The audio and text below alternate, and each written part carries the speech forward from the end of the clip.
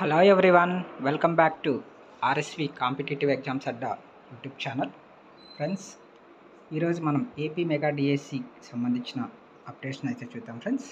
So ఈరోజు news పేపర్లో వచ్చిన అప్డేట్స్ ఏంటంటే డిఎస్సితో పాటు టెట్, అలాగే జూలై 1న నోటిఫికేషన్ కసరత్తు, నేడు పాత టెట్ ఫలితాలు విడుదల, అలాగే జిల్లాల వారీగా ఖాళీ వివరాలు అనే వివరాలు అయితే ఈ వీడియోలో చూద్దామండి. సో వీడియో చూస్తున్న ప్రతి ఒక్కరూ వీడియోని అయితే లైక్ చేసి షేర్ చేయండి. అలాగే మన ఛానల్ని ఫస్ట్ టైం చూస్తున్నట్లయితే ఛానల్ని తప్పకుండా సబ్స్క్రైబ్ చేసుకొని పక్కనున్న బెల్ సింబల్ని యాక్టివేట్ చేసుకోండి. అలాగే టెలిగ్రామ్ గ్రూప్కి సంబంధించిన లింక్ను కూడా డిస్క్రిప్షన్లో ప్రొవైడ్ చేస్తాను. టెలిగ్రామ్ గ్రూప్లో కూడా జాయిన్ అవ్వండి. చూడండి ఫ్రెండ్స్, 1న మెగా డిఎస్సి షెడ్యూల్ అని చెప్పి ఇచ్చాడు. 16,347 పోస్టుల భర్తీకి సిద్ధం. అదే రోజు టెట్ పరీక్ష కూడా. కేబినెట్లో సుదీర్ఘ చర్చ, ఆమోదమని ఇచ్చాడు. చూడండి, రాష్ట్రంలో ఉపాధ్యాయుల కొలువుల భర్తీకి టీడీపీ కూటమి సర్కార్ వడివడిగా అడుగులు వేస్తుంది. నిరుద్యోగుల కళలను సాకారం చేసేందుకు తాజాగా కీలక నిర్ణయం తీసుకుంది. ఎన్నికలకు ముందు ఇచ్చిన మెగా డిఎస్సి హామీని సాకారం చేసే దిశగా ప్రభుత్వం చర్యలు తీసుకుంటుంది. మెగా డిఎస్సి నోటిఫికేషన్, టెట్ నిర్వహణకు జూలై 1న షెడ్యూల్ విడుదల చేసేందుకు పాఠశాల విద్యాశాఖ కసరత్తు చేస్తుంది.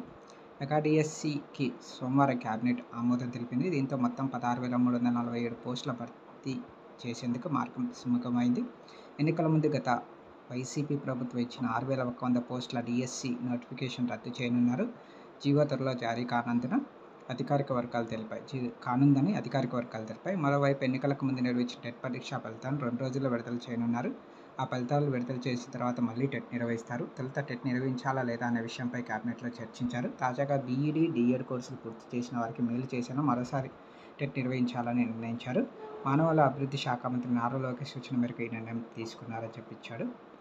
ఓకే, అలాగే జిల్లాల వారీగా ఖాళీల పోస్టులు కూడా ఇచ్చారు. చూడండి, శ్రీకాకుళంలో ఎస్సీటీ 144, అలాగే విజయనగరంలో 267, విశాఖపట్నంలో 551, తూర్పుగోదావరిలో 420, పశ్చిమ గోదావరిలో 434, గుంటూరులో 501, కృష్ణాలో 508, ప్రకాశం 124, నెల్లూరు 104, చిత్తూరు 946, కడప 298, అనంతపూర్ 123, కర్నూలు 1801.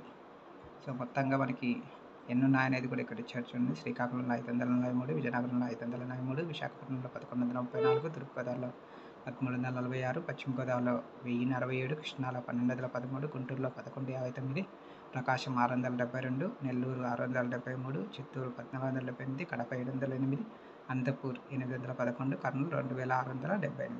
ఓకే, అలాగే గత 5 ఏళ్ల పాటు నిరుద్యోగులు డిఎస్సి కోసం ఎదురు చూశారు. ఎన్నికలకు ముందు ఫిబ్రవరిలో హడావిడిగా నోటిఫికేషన్ జారీ చేసి పరీక్షలు నిర్వహించేలోగా ఎన్నికల కోడ్ రావడంతో పక్కనే నిలిచిపోయింది. మరోవైపు ఎన్నికల సమయంలో హామీ ఇచ్చినట్లుగా సీఎం చంద్రబాబు మెగా డిఎస్సిపై తొలక సంతకం చేశారు. గత ప్రభుత్వం తరహాలో అదిగో ఇదిగో అంటూ నిరుద్యోగంపై పెట్టకుండా ఇచ్చిన హామీని వినంత త్వరగా భర్తీ చేసేందుకు తొలి కేబినెట్ సమావేశంలోనే నిర్ణయం తీసుకోవడం అయితే జరిగింది అని చెప్పేసి ఇక్కడ ఇవ్వడం జరిగింది ఫ్రెండ్స్. ఓకే, అలాగే మెగా డిఎస్సితో పాటు టెట్ అని చెప్పి కూడా ఇచ్చారు. చూడండి, మెగా డిఎస్సితో పాటు ఉపాధ్యాయ పరీక్ష నిర్వహించేందుకు కొత్త ప్రభుత్వం నిర్ణయం తీసుకుంది. ఫిబ్రవరి, మార్చి నెలలో నిర్వహించిన టెట్ అర్హత సాధించిన వారు ఈ టెట్ ప్రకటన తర్వాత బీఈడీ, టీఈడీ కోర్సు పూర్తి చేసిన విద్యార్థులు ఉన్నందున మెగా డిఎస్సితో పాటు టెట్ నిర్వహించాలని నిర్ణయించింది. టెట్, మెగా డిఎస్సికి ఒకేసారి కొంచెం తేదీల మార్పులతో దరఖాస్తు స్వీకరించున్నారు. మొదట టెట్ నిర్వహిస్తారు, ఆ తర్వాత డిఎస్సికి సన్నద్ధమైన వారికి 10 రోజుల సమయం వేయాలని అధికారులు ప్రాథమికంగా నిర్ణయించారు. అనంతరం డిఎస్సి పరీక్ష ఉంటుంది. జూలై 1న మెగా డిఎస్సి, టెట్ ప్రకటన ఇచ్చేందుకు అధికారులు కసరత్తు చేస్తున్నారు.